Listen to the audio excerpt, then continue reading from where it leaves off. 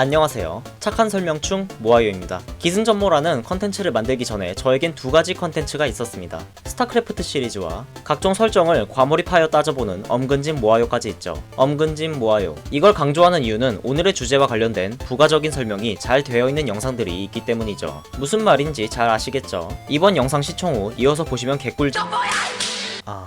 오늘의 기승전모 주제는 명대사가 폭발하여 우리들의 가슴을 울렸던 만화 닥터 슬럼프의 아리 이후 새로운 달리기 자세를 제시한 만화 닌자 만화를 빙자한 마법사 거대 로봇 만화 나루토.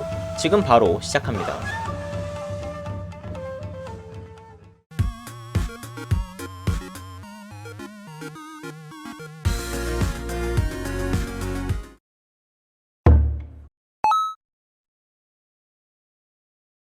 키시모토 마사시. 이 작가는 소년 점프에서 연재되던 닌자 만화 닌쿠의 덕후였습니다. 심지어 나루토의 제목을 이렇게 쓰는 것은 닌쿠의 제목을 오마주한 것이라고 하네요. 그는 원래는 사무라이 만화를 그리고 싶었는데 바람의 검심이라는 위어 넘치는 만화 때문에 결국은 닌자 만화를 시작했다고 합니다. 만약 그랬다면 이런 장면이 주가 되었을 텐데 말이죠. 학창시절에는 드래곤볼의 작가인 토리야마 아키라를 보고 컬처 쇼크를 느껴 모작을 죽도록 했다고 합니다. 그러나 흉내내는 데에는 한계를 느껴 오리지널리티의 필요성을 느끼고 인체 구조, 각도 묘사, 스토리텔링 등을 연구한 끝에 1999년에 처음으로 만든 작품이 바로 나루토입니다. 그렇습니다. 이 작가의 데뷔작은 무려 나루토입니다. 그 때문인지 결말에 다가갈수록 스토리가 막자. 이 이야기는 나중에 하겠습니다. 나루토는 흥미로운 세계관과 개성있는 등장인물, 인물의 내면 심리 묘사를 중심으로 하는 전개 등으로 주목을 받았습니다. 여기에 소년 만화임에도 강렬한 감동까지 있었죠. 나루토의 인기는 중국 닌자 시연편부터 본격적으로 늘었습니다. 롱리의 다리가 박살나는 그 부분 말이죠. 여담을 조금 하자면 우즈마키 나루토라는 이름의 뜻은 소용돌이 어묵, 즉 이것이라는 뜻이며 그 뜻 때문에 원피스의 상디의 원래 이름이 나루토였으며 나루토의 3인방의 삼각관계는 슬램덩크의 강백호, 서태웅, 최소연의 관계에서 따온 것이라고 합니다.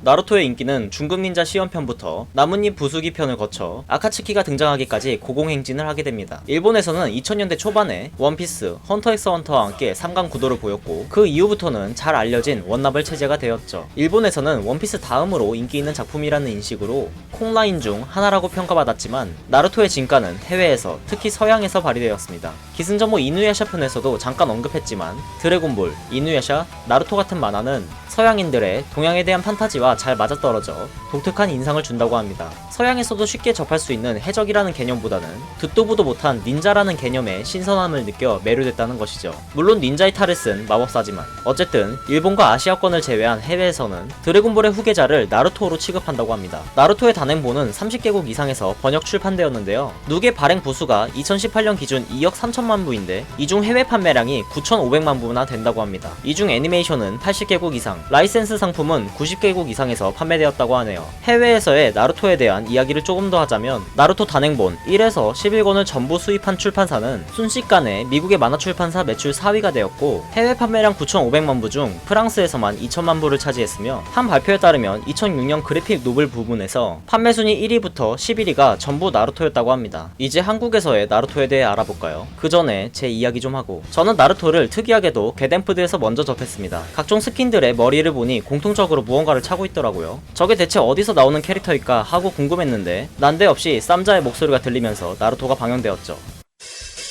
내게 허락된 건 풍요끼만 한 덕심 미래라 해도 나를 깨운 꿈에 모든 걸 걸고 달려갈 거야.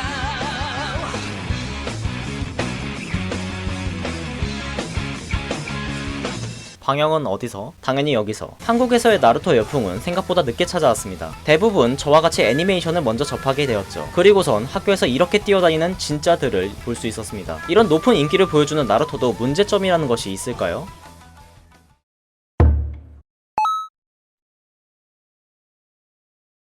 오래 기다리셨습니다. 나루토는 나날이 인기가 올라가면서 기대가 커진 만큼 실망 또한 커진 작품이라고 할 수 있습니다. 일본에서뿐만 아니라 전 세계가 공통적으로 실망했죠. 그것도 100% 내용만으로 말이죠. 일단 늘어지는 전개가 있습니다. 나루토는 총 72권으로 이루어진 작품입니다. 이 중 본격적으로 욕을 먹기 시작한 에피소드인 제4차 닌자 대전편은 총 23권으로 전체 에피소드의 무려 3분의 1 정도를 차지하죠. 전쟁은 스케일이 무지막지하지만 실상은 작은 전투가 등장인물만 바꿔서 계속되어 지루함을 유발하기 쉽습니다. 여기에 전투의 흐름을 끊는 지겨운 과거해상은 필수죠. 자잘한 전투가 막을 내리고 결국 전쟁의 근원인 우치하 오비토와 전투가 시작되지만 소년 만화 특유의 파워업이 계속되면서 결국 오비토를 쓰러뜨리는데 2년이 걸렸습니다. 문제는 오비토가 최종 보스가 아니었죠. 그 다음 등장한 최종 보스 우치하 마다라가 기다리고 있었고 또 한 번 똥꼬쇼를 하며 힘들게 마다라를 쓰러뜨립니다. 그리고 설마 했는데 또 짜잔. 사실 진짜 최종 보스는 오고츠츠키 카구야였습니다. 참고로 이 할머니는 불과 몇 화 전에 이름만 잠깐 언급됐었죠. 급조된 티가 팍팍 나지 않습니까? 게다가 최종 보스 잡았으면 끝이지 사스케랑은 또 왜 싸우는 건지 저만 이해가 안 되는 건가요?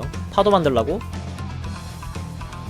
두 번째로 중심 주제의 상실입니다. 바로 노력이죠. 나루토는 1부부터 노력에 대한 가치를 강조해왔습니다. 이는 주 시청층인 청소년들에게 긍정적인 효과를 주었죠. 그러나 이야기가 후반으로 갈수록 혈계 한계 능력에 의존한 천재들의 비중이 높아져 노력하던 범죄는 결국 범죄에 그치는 꼴이 돼버렸죠. 결국 내지의 말이 맞았던 걸까요? 롱리는 그저 수리검을 강하게 던지기 위해 그토록 수련을 했던 걸까요? 물론 핏줄을 타고나지 않아도 좋은 화력을 보여준 인물도 있지만 결국 금수저를 뛰어넘은 다이아 수저 주인공과 듀얼코어 눈깔 대장에게는 실력도 비중도 안 된다는 걸 잘 알 것입니다.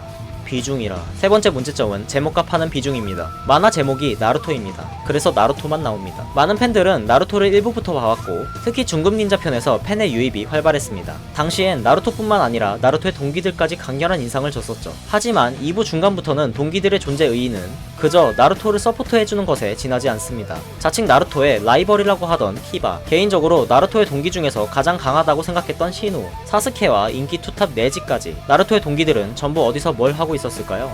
나루토 싸울 때 수리검 던져주기? 그 외에도 터무니없는 논리로 악마와도 같은 상대를 교화시키는 풍든 주둥아리술, 이젠 소년 만화에서 없으면 섭섭한 파워 인플레, 연재가 마무리될 때까지 닌자 세계의 문제점이 시원하게 해결되지 않는 것 등의 문제가 있었죠.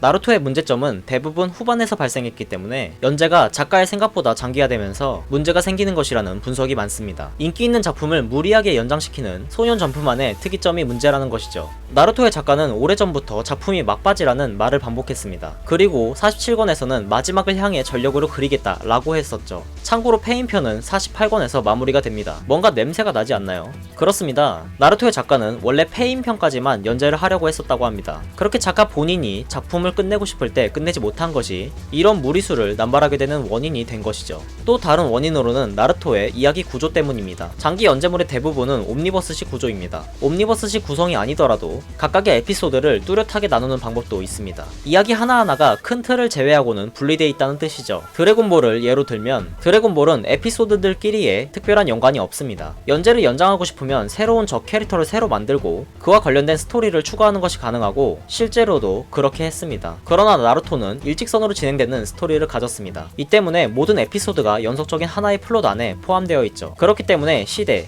배경, 캐릭터를 자유자재로 바꾸지 못하고 하나의 큰 이야기에 종속되는 형태로 연재가 지속된 것이 앞서 언급한 모든 문제점의 원인이 된다고 보는 사람도 있습니다.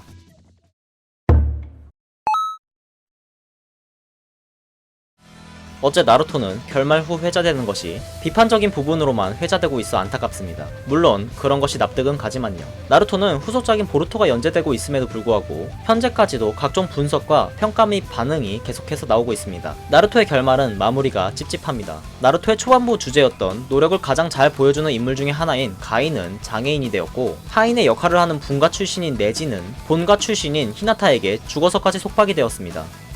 참고로 이 본가 분가의 문제는 후속작에서도 해결이 되지 않았죠.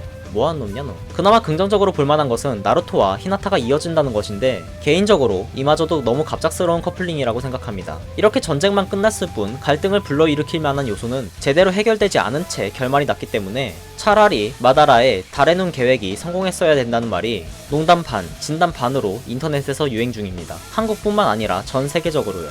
작품 외적으로도 나루토의 재평가는 계속됩니다. 바로 작가 양반의 발언들 때문인데요. 사쿠라의 성우 앞에서 사쿠라를 별로 좋아하지 않는다고 말했고, 카카시의 인기가 나루토보다 높아서 나루토의 성장세를 더욱 빠르게 했다고 말하고, 나루토의 손을 더럽히지 않기 위해서 적대 인물을 예토전생 등의 인간이 아닌 캐릭터로 설정했다고 말했습니다. 참고로 이 작가 양반은 저런 발언들을 나루토의 팬들이 다수 있는 시사회에서 했다고 하는군요. 작품부터 작가까지 까도 끝이 없는 만화 나루토였습니다. 총총